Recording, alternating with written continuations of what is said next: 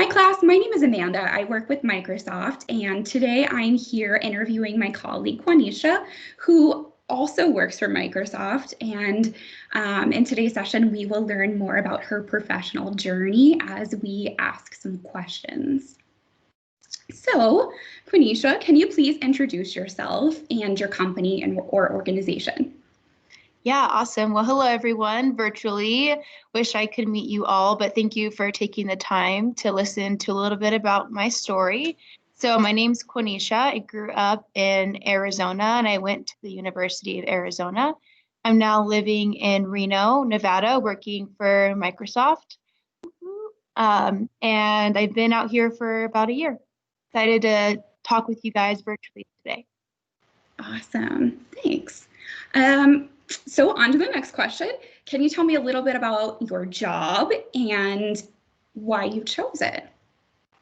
Yeah, that's a great question. For Microsoft, I work in the federal government space, which is kind of interesting for me. Never thought I would work in anything relative to the federal government. So what I do is I basically help support all of our amazing engineers and consultants who are out doing super cool projects for companies like NASA and hospitals, and I support them to make sure that we're able to execute and deliver those projects for our customers.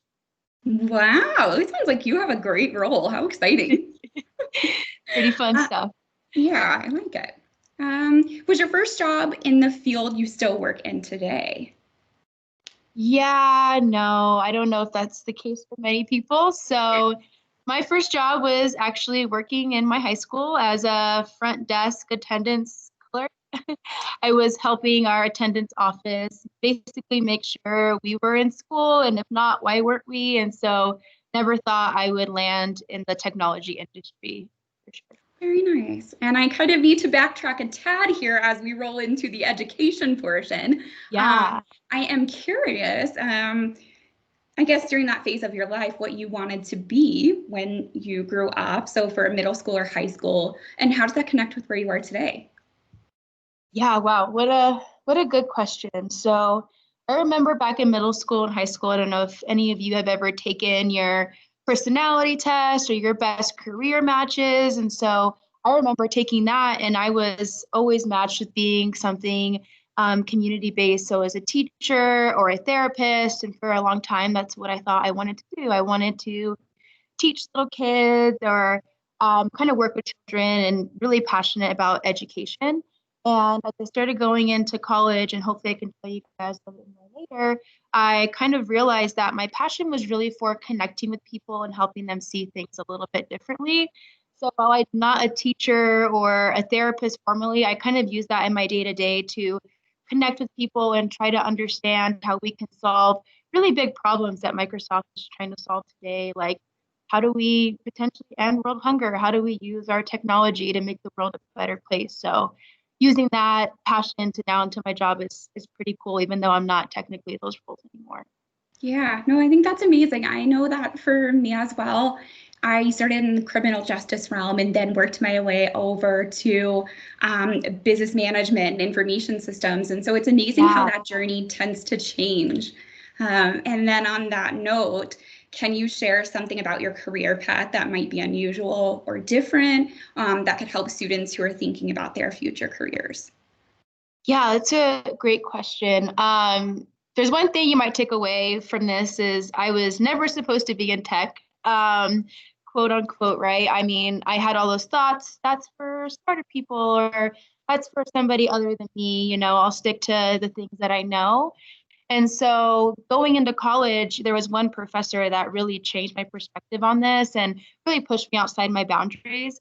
And so what they encouraged me to do was study abroad. And I did all kinds of fundraising so I could afford it, and fundraise specific money for that program. And what this opportunity allowed me to do, because I was only a freshman at the time, had no idea what I wanted to do. So this program that I did abroad allowed me to choose the specific types of industries I wanted to explore freely. You didn't have to have any experience, whether it was, I don't know, entertainment, tech, all of it. So I'm like, why don't I just try technology job and just see kind of where that lands me. I didn't know how to code or anything. And so in that experience, I learned to be in tech, I don't have to be a computer scientist or an engineer. I can actually use my other skills that I have to connect the dots between things. So I think that experience kind of opened my eyes because it was, pretty risk-free to see that there was more opportunities out there in my career path. I love that because it just really goes to show you that, again, this journey is an evolution. You grow through it, you learn through it before you land in your final place. And even that final place is never done changing. So I think being adaptable is key there. Yeah. So let's talk a little bit more about education and training. Can you explain what your education path looked like in more detail? Yeah, totally. So my education path, so I was a first generation college student. My parents hadn't priorly went to college, but they did different types of trade schools. And for me, I knew I wanted to pursue college, but didn't really know what I wanted to do, as most people probably are in that same boat. Don't feel alone. We all kind of figure it out. But yeah, I attended the University of Arizona. I came in undecided, and I started just meeting with different professors and just trying to understand my options. And so after my first year, I thought I wanted to go into marketing. And then I started learning more about my degree, which basically was, hey, you don't have to be an engineer, but you could still be involved in tech. Maybe we'll teach you how to manage the people in tech, or we'll teach you how to maybe think big picture so you can bring along people. And so that really inspired me because not only is there a lot of job security in the space, but I felt like I had a home there. So the next 3 years, I decided to study a more business technical degree. And I finished that up in 4 years. So I graduated with my bachelor's of science in management information systems. And of course, as with anything, I got super involved in different clubs. So joined many different things that interest me, whether I'd be like advocating for student rights or joining different tech clubs or trying to learn about different areas. I started to join that throughout my career as well, which was super, super helpful. I love that. I feel like you have a very idealistic kind of education to career path. And I am so envious of that because it sounds like you really enjoyed every step of the way as you were learning. So I think that's really cool, just from on a personal note. And I think that I know the answer to this already, but did your education guide you to the career you're currently in, or did things shift along the way? I know you said you were undecided initially. Yeah, no, that's good. So that's a good question. So I would say I learned along the way because at first I went into business and then I started just taking some online coding classes. I was interested in it, but like I said, I kind of counted myself out and, I was like, maybe that's not for me. And so I actually started dabbling online in some free coding classes and I loved it. I thought it was a cool way of thinking. So I changed my major to computer science for about half a semester. And wow, was that not for me? I quickly realized I love learning this like for fun on the side and how it can, maybe improve my day to day. But being an engineer and working on these problems every day really wasn't for me.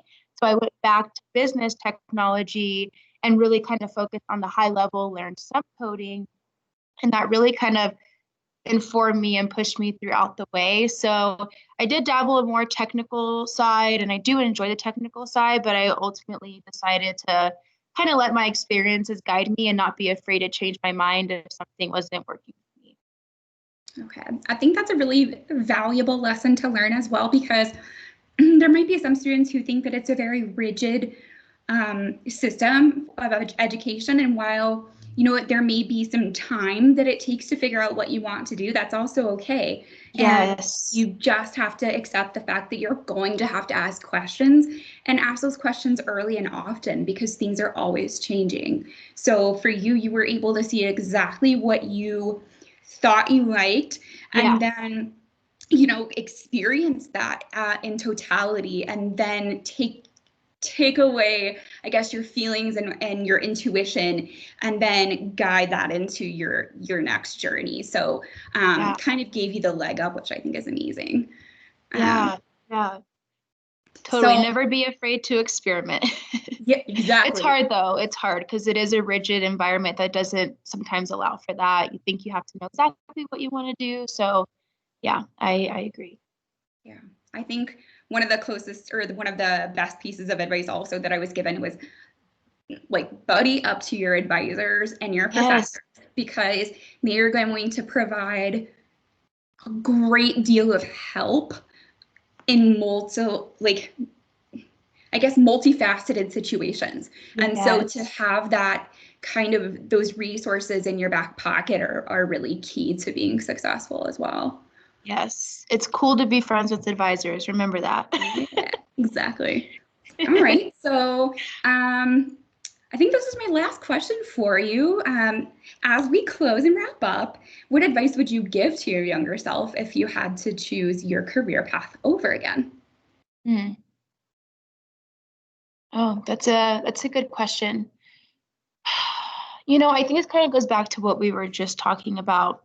I think we go into college, whatever you choose to do post high school, and we're told you need to know what you want to do. And there may be parents influencing you and kind of saying, all right, what do you want to do? And if I can just say to, as much as you can, take your first 2 years to allow yourself not to know, to take electives that interest you, not that are just easy, and just try to not have a goal maybe your first year. It's only a goal to learn and explore and meet new people and get different perspectives that first year.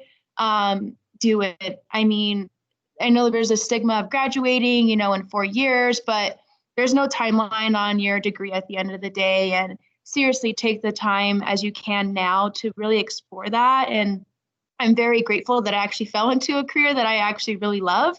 But it did take time. And I wish someone told me to, hey, just breathe. You don't need to know. You're a freshman. Let's take these classes and explore and try to find something interesting. So don't worry if you don't know what you're passionate about. I don't think many people do. It takes time and experiences, and just try your best to learn and just gain new skills. So when you do find something you're passionate about, maybe you can apply it there. But have fun. I think, college, if you choose to go, can be a fun experience. It's not just about academics. It's about really meeting people and finding friends and connections for a lifetime. So yeah, I think that'd be my last little piece of advice for anybody going through it. I love that. I definitely take that to heart myself as I put myself back in that place. And, I have such fond memories of the friends I've made and the lessons I learned and the growth that occurred as a result of that. So thank you so much for sharing your journey with us, and I appreciate it. I know that the students will garner some great knowledge here, and thank you so much. Yes, Amanda, thank you for taking the time, and thank you everyone for listening. I wish I had something like this when I was in, this time in my life. So hopefully, at least one person found something that was useful to them. And again, thanks for your time. I know it's valuable these days. So thanks, Amanda, and everyone. Bye, Quanisha. Bye.